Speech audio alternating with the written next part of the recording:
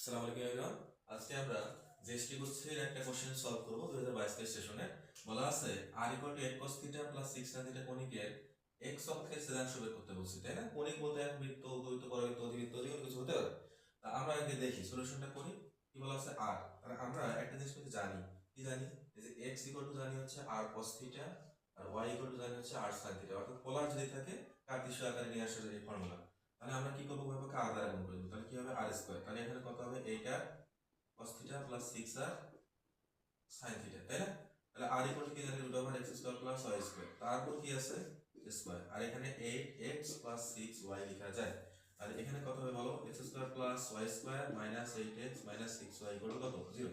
তাহলে এখন এই বিন্দুর কেন্দ্র বের করব। তাহলে কেন্দ্র কি হবে বলো? কেন্দ্র হবে হচ্ছে -x এর সহগ হচ্ছে -8/2 আর -y এর সহগ -6/2 তার মানে হচ্ছে কত? 4,3।